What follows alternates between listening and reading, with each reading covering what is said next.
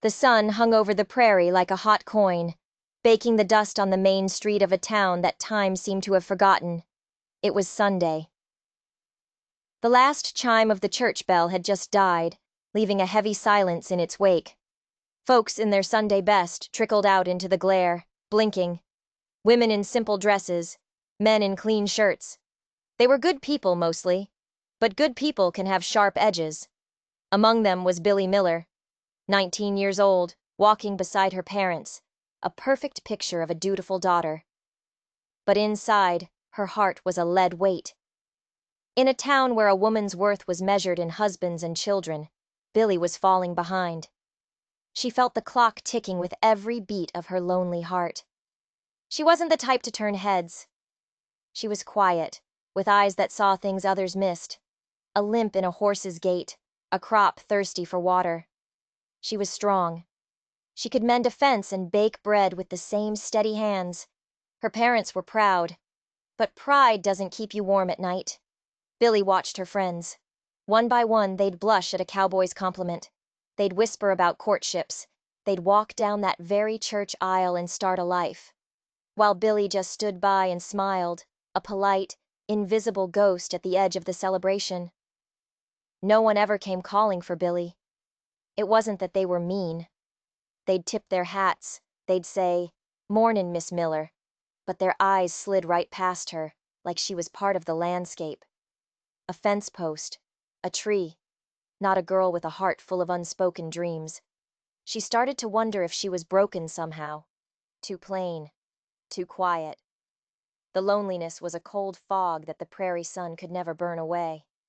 Every night she'd kneel by her bed.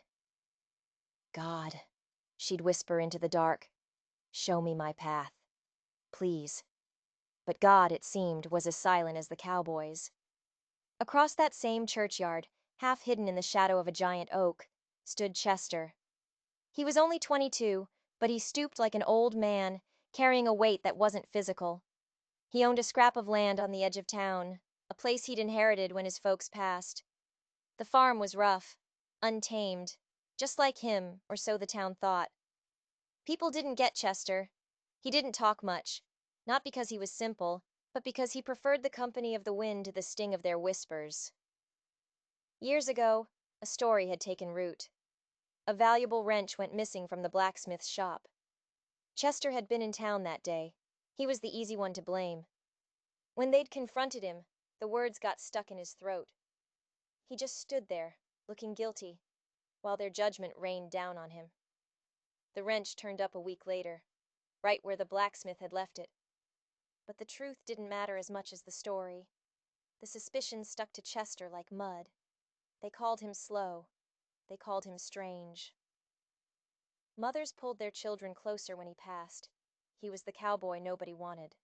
And from the shadows, the cowboy nobody wanted was watching Billy. He didn't see a plain girl. He saw the way her hands were gentle with animals.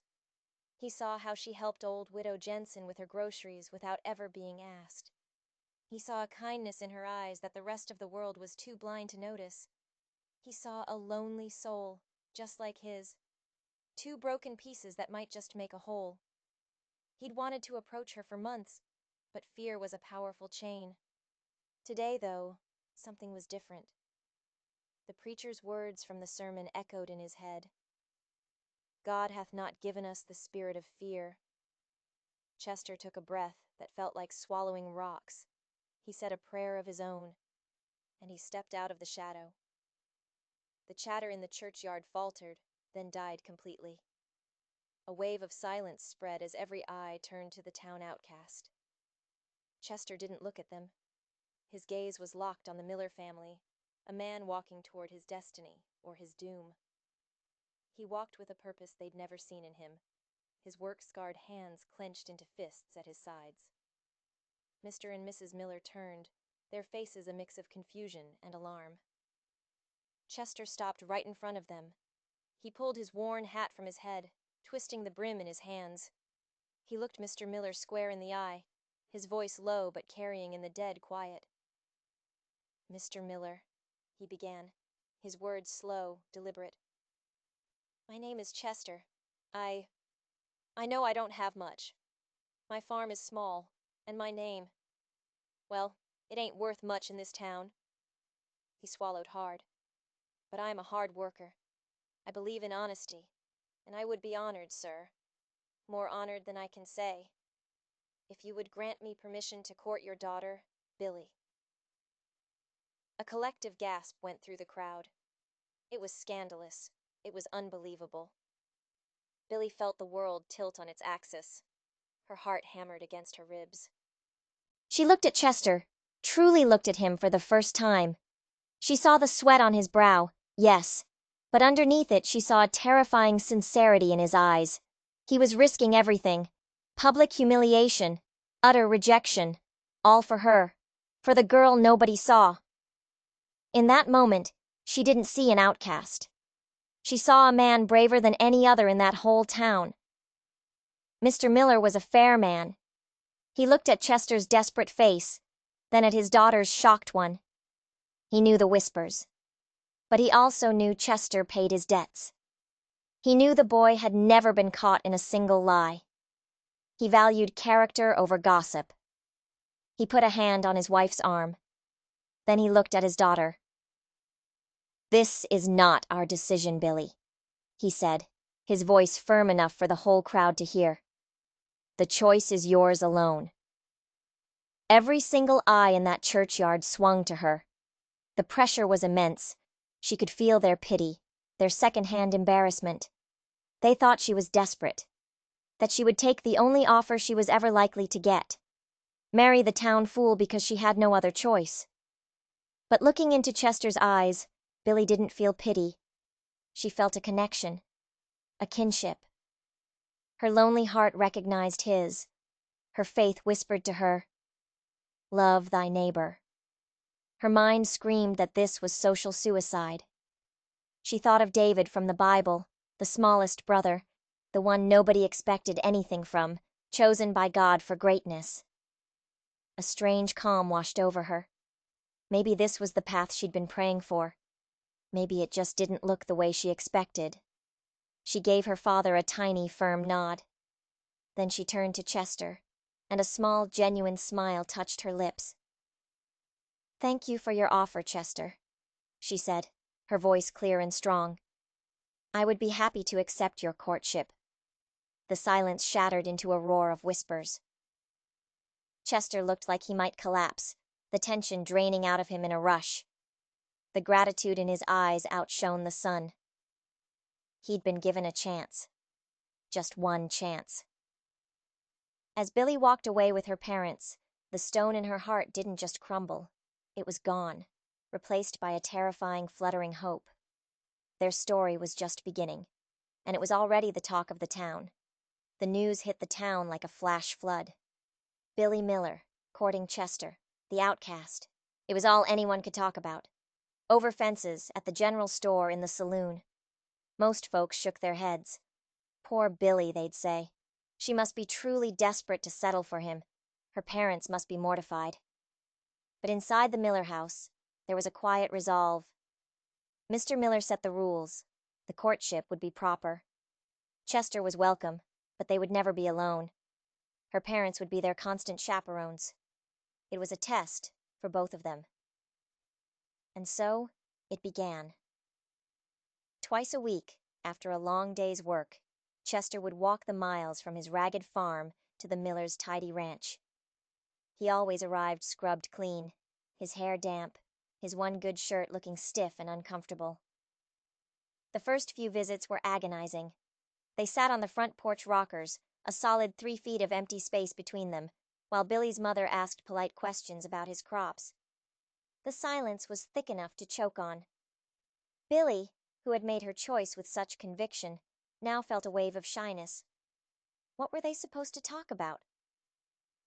They started small.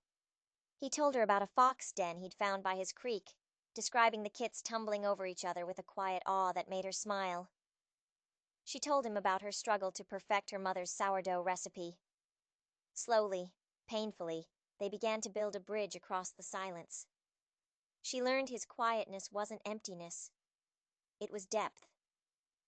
When she spoke, He listened with his entire being, his eyes fixed on her face, making her feel like what she said was the most important thing in the world. He didn't offer the slick, easy compliments the other cowboys used. His words were few, but they were real. Then, one afternoon, a different buggy pulled up to the Miller ranch. It was Jedediah Gable, the blacksmith's son. He was handsome, confident, and popular, everything Chester wasn't. He'd never given Billy more than a passing nod his entire life. He strode up the porch steps, hat in hand, a charming smile on his face. "Afternoon, Mrs. Miller.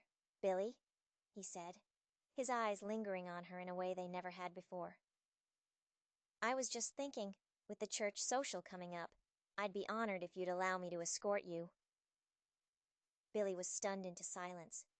Mrs. Miller looked from Jedediah's confident smirk to her daughter's confused face. This was the kind of offer she had once prayed for her daughter to receive. From a good family, a respectable boy. But it felt wrong. It felt cheap. He had never seen her before, not until she had said yes to the town outcast. Was this some kind of joke? Or worse, was he trying to prove something? Before Billy could find her voice, Chester appeared. He was walking up the path for his Tuesday visit, his face clean, his good shirt on. He saw Jedediah on the porch, saw the fancy buggy, and he stopped dead in his tracks. The hopeful look on his face vanished, replaced by a familiar, weary resignation. He looked like a man who knew he was about to lose the one good thing he'd ever had. He just stood there, frozen, waiting for the axe to fall. Jedediah Gable didn't even turn to look at Chester. He kept his charming smile fixed on Billy. "Well, Billy?" he pressed, his voice smooth as honey. "A girl like you deserves a proper escort, someone the town respects." The insult was clear, hanging in the air like poison. He was offering her a way out, a chance to be with a winner, to leave the town's charity case behind. Her mother looked at her, her expression unreadable. This was Billy's choice. Again. Billy looked at Jedediah's perfect smile. Then she looked past him, down the path, at Chester. He was still standing there, his shoulders slumped, his eyes on the ground. He wouldn't fight. He wouldn't argue. He expected to be rejected. The whole world had taught him to expect it. And in that moment, Billy's shyness burned away, replaced by a hot, fierce anger. She stood up from her rocker. She gave Jedediah a look as cold as a winter morning. "Thank you for the offer, Jedediah," she said, her voice ringing with a clarity that surprised even herself. "But I'm not looking for a proper escort. I am being courted by a good man." She looked pointedly down at Chester. "And I wouldn't have it any other way." Jedediah's smile dropped. For a split second, a flash of ugly surprise crossed his face. He hadn't expected to be rejected, especially not for Chester. He tipped his hat, the gesture stiff and mocking. "Your loss," he muttered, before turning on his heel and stomping back to his buggy. As he rode off, a cloud of dust in his wake, Chester slowly looked up. His face was a mess of confusion and disbelief. He took a hesitant step forward, then another. Billy walked down the porch steps to meet him. "You came," she said softly. "I did," he whispered, his eyes searching hers, looking for the catch. "I'm glad," she said, and she meant it more than anything. The space between them on the porch that evening felt a little smaller. The silence was a little more comfortable. But Billy knew, with a sinking feeling in her stomach, that she hadn't just rejected Jedediah Gable. She had made an enemy. The courtship continued, but now there was a shadow lurking at the edges. Jedediah Gable did not take rejection well. He and his friends would ride past the Miller ranch, their laughter loud and mocking. Small things started to go wrong for Chester. A section of his fence was cut during the night, letting his few cattle wander. Someone muddied the creek upstream from his property, spoiling his water source for days. They were small, cruel acts, impossible to prove. Chester never complained. He just quietly fixed the fence, his jaw set in a tight line, He hauled water from a neighbor's well until his creek ran clear. He absorbed the malice of the town without a word, as if he expected nothing less. But Billy saw it, and it fueled a protective fire inside her. She started to see the town not as a place of judgment, but as a battlefield.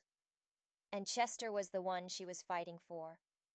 One crisp autumn afternoon, he asked to show her his farm.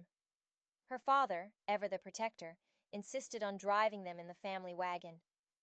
As they rode, Billy saw the sidelong glances from folks they passed, the whispers behind cupped hands. But she held her head high. When they arrived at Chester's land, she was surprised. She'd heard it was a wreck, a patch of weeds, but what she saw was a place of relentless effort. The fields were plowed in neat, straight lines.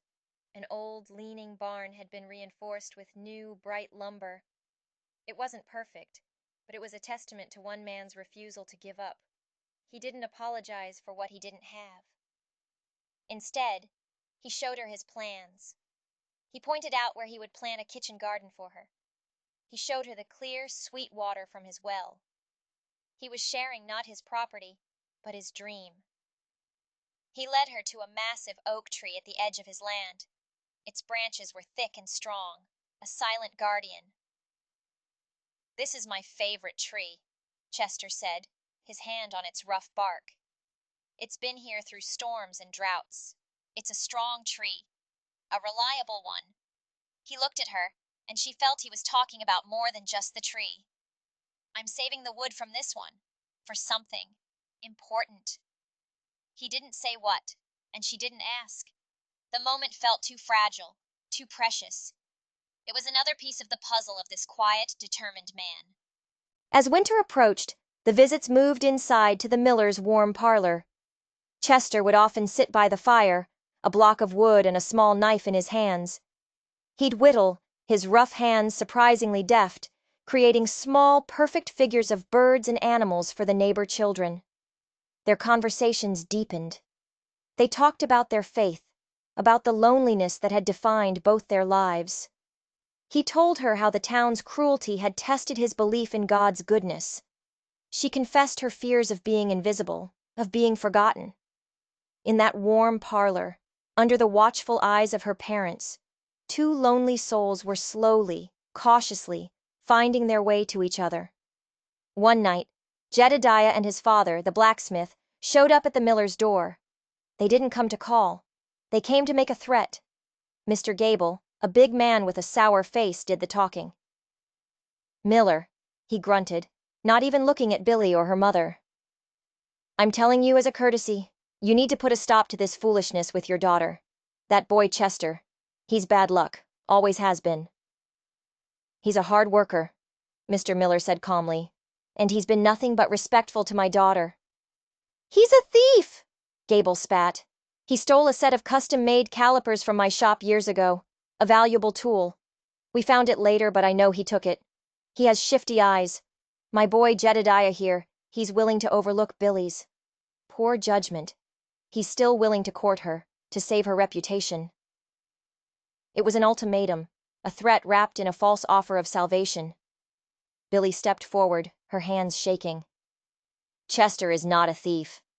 Jedediah smirked at her. "He can't even speak up for himself. How's a man like that supposed to protect a wife? You're making a mistake, Billy. A mistake you'll regret for the rest of your life." After they left, a heavy silence fell in the house. Billy looked at her father, her heart pounding. "The Gables are powerful people in this town," her father said gravely. "Making an enemy of them is a dangerous thing." "I don't care," Billy said, her voice trembling but firm. "I trust Chester." Her father looked at her for a long, searching moment. He saw not a foolish girl, but a resolute woman. He nodded slowly. "All right then. We trust him with you." The next time Chester visited, the air was different. The threats had changed everything. They weren't just courting anymore. They were standing together against the world. That night, a cold January wind rattled the windows. They were in the parlor, the fire crackling. Her mother sat nearby, pretending to mend a sock. Chester put down his whittling. He turned to her, and the intensity in his eyes made her breath catch. "Billy," he began, his voice low and steady. "When I first asked to court you, I was just a desperate man hoping for a chance. These months with you, they've been the best of my life. You saw me when no one else did." He took a deep breath. "My farm is still small. My name is still mud to most folks, but my love for you, it's the truest thing I know. I swear I will work every day to be a husband you can be proud of, to build a home with you, filled with kindness and with faith." He looked her straight in the eye. "Billy Miller, would you do me the greatest honor and be my wife?" Tears streamed down her face, tears of joy, of relief, of a fierce, unshakable love. This wasn't settling. This was choosing. She was choosing this kind, strong, honorable man. The whispers of the town, the threats of the gables, they were nothing. Just noise. She put her hand in his, feeling the calluses that told the story of his hard work. "Yes, Chester," she whispered. 1,000 times, yes. A huge, brilliant smile broke across his face, chasing away all the years of sadness. Her mother let out a happy little sob from her chair.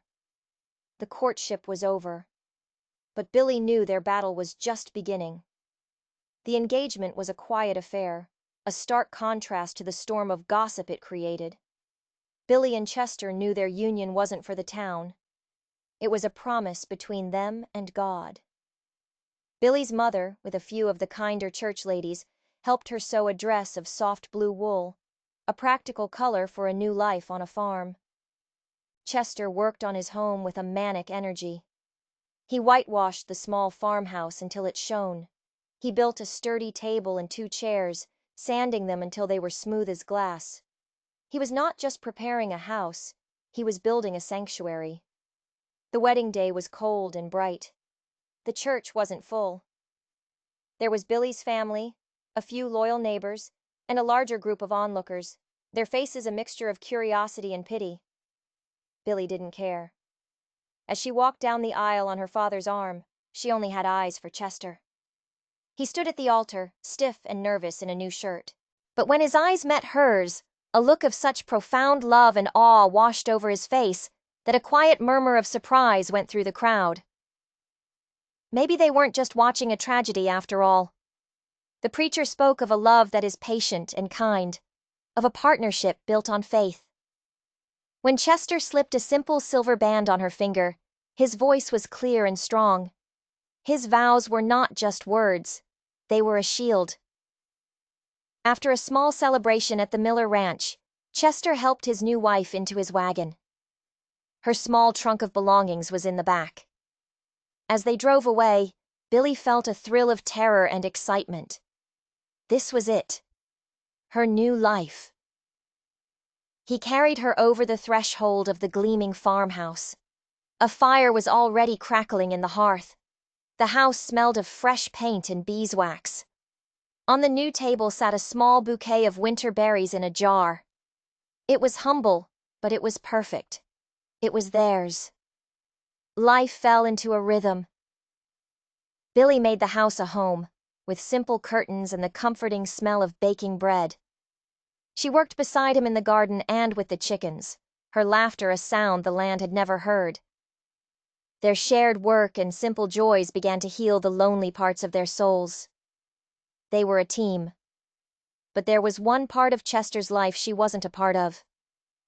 Every afternoon, after the main chores were done, he would disappear into a small, windowless shed at the back of the property. He called it his workshop. He'd be in there for hours, often until after the sun had set. At first, she thought nothing of it. A farm always needed mending, but the pattern was too regular. He never seemed to be fixing harnesses or tools. He did that in the main barn. This was different, secret. He never invited her in. When she asked what he was working on, he would just smile and say, "Something important." She would hear strange sounds from the shed. Not the clang of a hammer on an anvil, but the soft, rhythmic scrape of a wood plane, the gentle tap tap tap of a chisel. A seed of curiosity began to sprout in her mind. What was he building in there? Why the secrecy? One day, Mrs. Gable, the blacksmith's wife and the town's most notorious gossip, stopped by. She said she was delivering some thread Billy had ordered, but Billy knew she was on a fact-finding mission.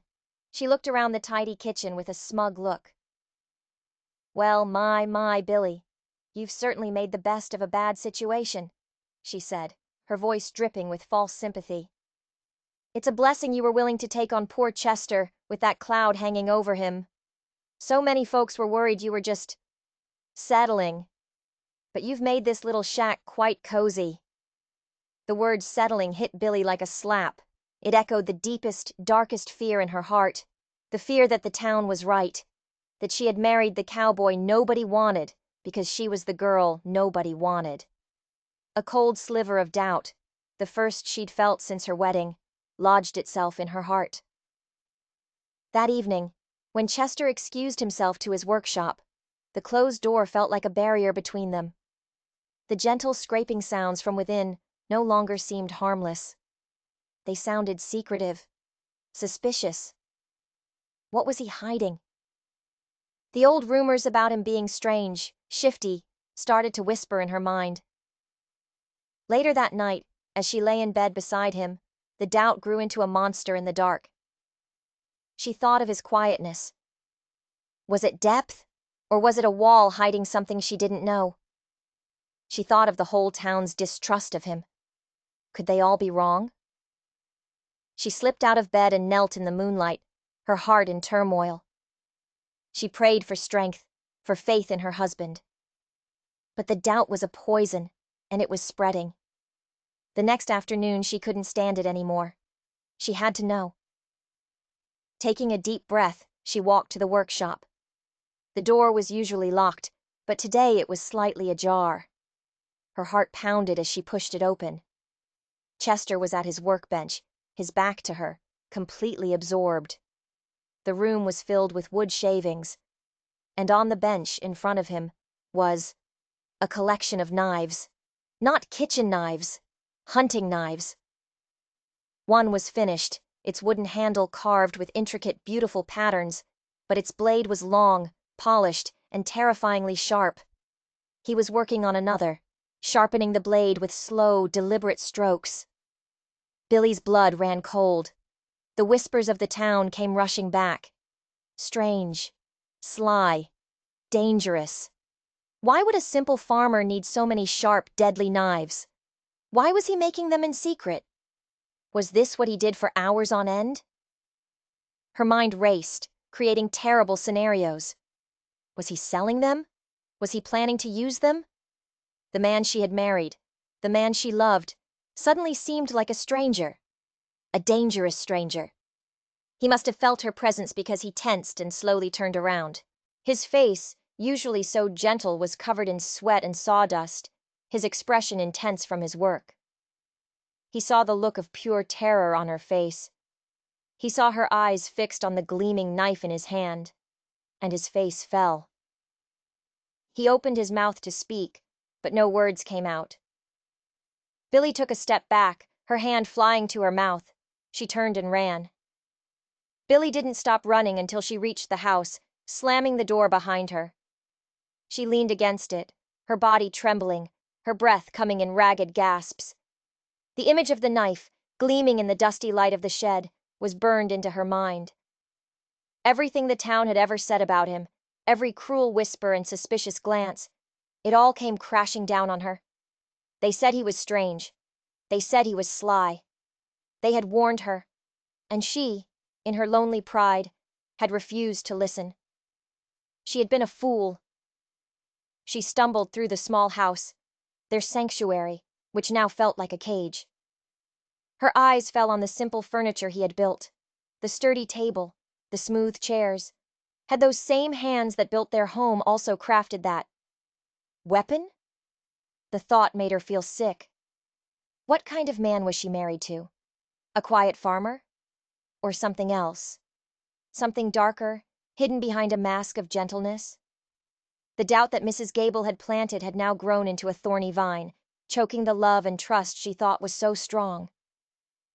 She packed a small bag, her hands shaking so hard she could barely fold her clothes. She had to leave. She had to go back to her parents.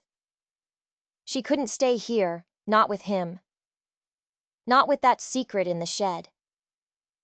She was just about to open the door when it opened from the other side. Chester stood there, his face pale and etched with a pain she had never seen before. He looked at the bag in her hand, and his expression crumbled. He didn't ask where she was going. He knew. "Billy," he whispered, his voice cracking. "Please, don't." "Why, Chester?" she cried, tears finally breaking free and streaming down her face. "What are those knives for? What are you doing in there? The whole town.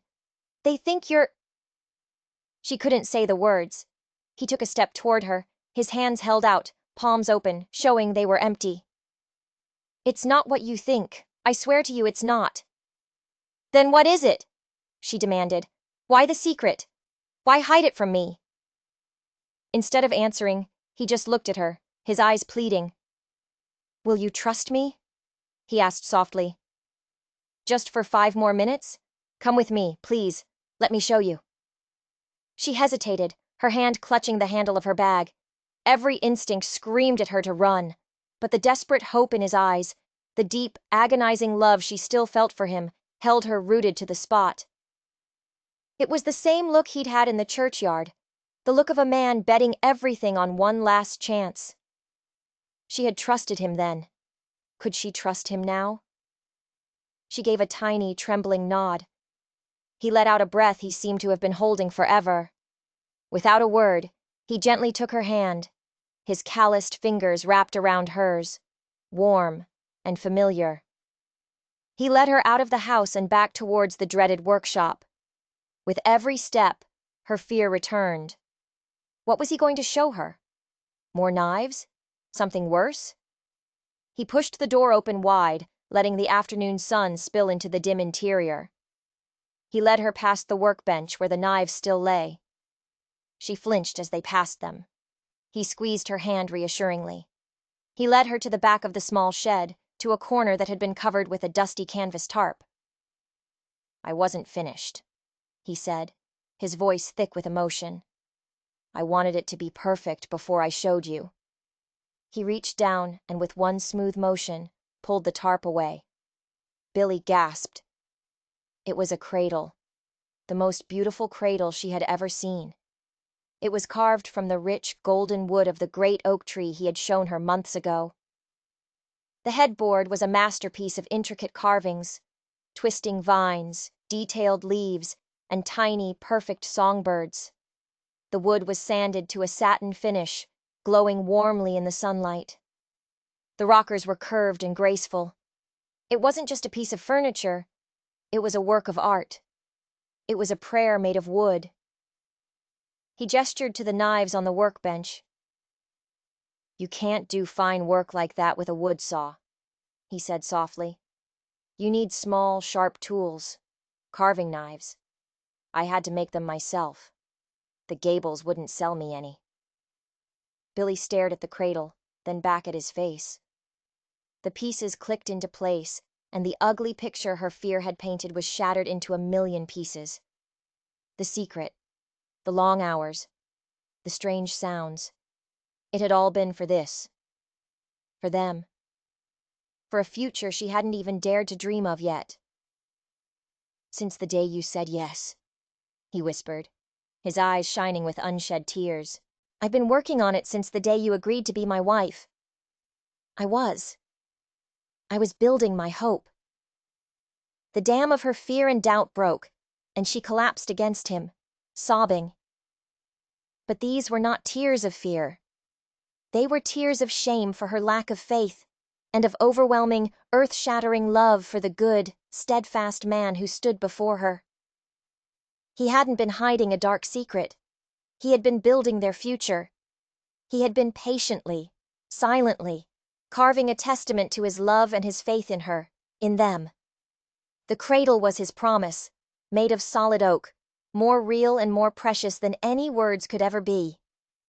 In that dusty workshop, surrounded by the evidence of his patient love, Billy knew she was home. And she knew, with every fiber of her being, that she would never doubt him again. The cradle changed everything. It was moved from the workshop into a sunlit corner of their small bedroom, a constant glowing reminder of their shared future. The workshop door was never closed again. The secret was out, replaced by a joyful, hopeful partnership. The shame Billy felt for her doubt was slowly washed away by Chester's unwavering kindness. He never once said, "I told you so." He simply understood her fear, born from a lifetime of hearing the town's poison. His forgiveness was silent, complete, and it bound them together even tighter. Their love, tested by suspicion and fear, was now stronger than oak. They worked side by side, turning the struggling farm into a thriving homestead. Their fields produced a bountiful harvest. Billy's garden overflowed with vegetables. The farm wasn't just surviving, it was flourishing, a testament to their hard work and devotion. The town couldn't help but notice.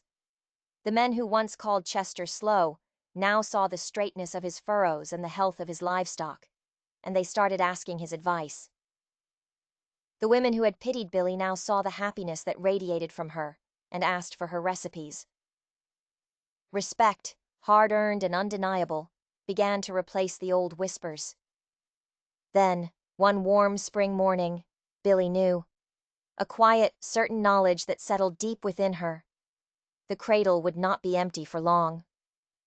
When she told Chester that evening, a look of such pure, unadulterated wonder lit up his face that it took her breath away. He was not just a husband, not just a farmer. He was about to be a father. He treated her as if she were made of the most delicate glass, his gentle nature now amplified by a fierce protectiveness. Their nightly prayers became fervent hymns of gratitude. The months passed in a blur of happy preparation. Billy sewed tiny garments, her heart swelling with a love she had never known. Chester was her rock, his calm presence a balm to her fears. They decided on a name, David. For the shepherd boy who became a king, a symbol of how God could choose the unlikely for a great purpose. The peak of summer arrived, hot and heavy. One evening, as fireflies danced over the fields, the first pains began. Chester, his face ashen but his hands steady, hitched the wagon and flew to town for the doctor and the midwife. He waited in the main room of the farmhouse, pacing the wooden floors he had laid himself. The sounds from the bedroom were terrifying, the sounds of his strong, capable wife in agony. He had faced down droughts and blizzards, but he had never felt so helpless. All he could do was pray, a frantic, repeating plea for her safety, for their child's safety. And then, after an eternity, a new sound pierced the night. A sharp, strong, furious cry. The cry of a new life. The bedroom door opened. The midwife, her face tired but beaming, nodded at him. "You have a son, Chester. You can come in." He walked into the room on trembling legs. Billy lay exhausted against the pillows, her face pale but shining with a joy so profound it lit up the room. And in her arms, a tiny, perfect baby boy. Chester sank to his knees beside the bed, tears of overwhelming relief and gratitude carving paths through the dust on his cheeks. He reached out a trembling finger, and his son's tiny hand gripped it with surprising strength.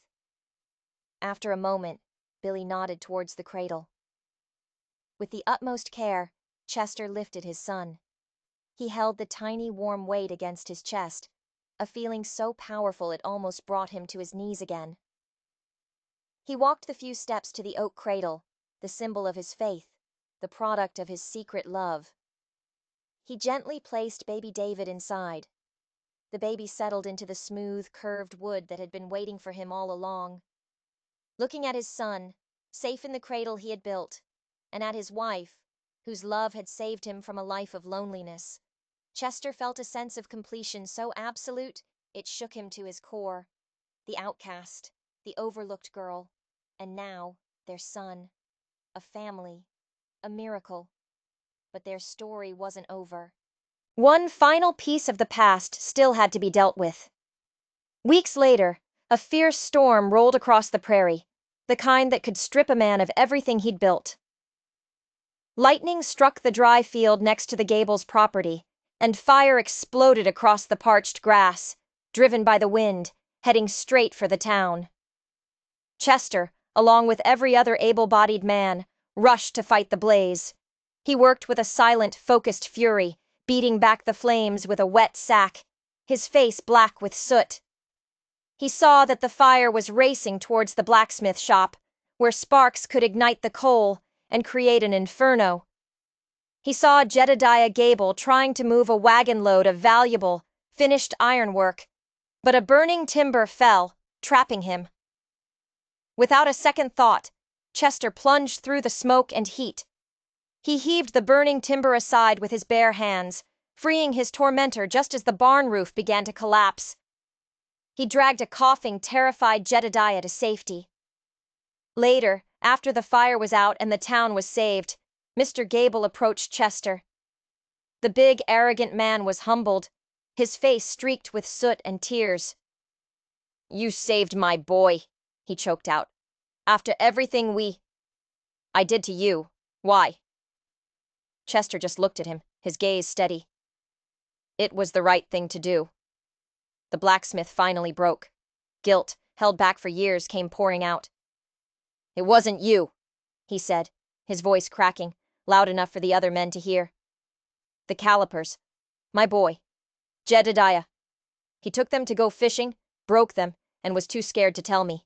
He let me blame you." A stunned silence fell over the gathered men. The original lie, the poison that had tainted Chester's life for so long, was finally exposed. Jedediah, standing nearby, couldn't meet anyone's eyes. Justice, it turned out, didn't come like a lightning strike. It came quietly, in the ashes of a fire, from the mouth of a guilty man. Chester didn't say a word. He didn't need to. He just nodded once at Mr. Gable, turned, and walked back towards his own home. He walked away from the whispers and the lies, leaving them behind in the smoke. He walked toward his wife, his son, and his life. The years that followed were quiet and good. The farm prospered. David grew strong and happy, his laughter filling the little house. The story of Chester and Billy became a kind of local legend, a lesson in looking past rumors and seeing the true heart of a person. They were no longer the outcasts. They were the foundation. One evening, as the sun set, Chester stood with David by the window, pointing out at the sturdy oak tree in the distance. "God can take a single seed of hope, son," he said softly, "and grow a whole forest from it." Billy came and stood beside them, slipping her hand into his. They watched the sky turn from orange to purple, a complete, happy family. The cradle sat in the corner, a beautiful monument to a promise kept, a faith rewarded, and a love that had proven to be more than enough. If this story of faith and redemption inspired you, don't forget to like and subscribe. We share new stories every week that celebrate the power of hope and the grace that can be found in the most unexpected places. Join our community and help us spread these timeless messages.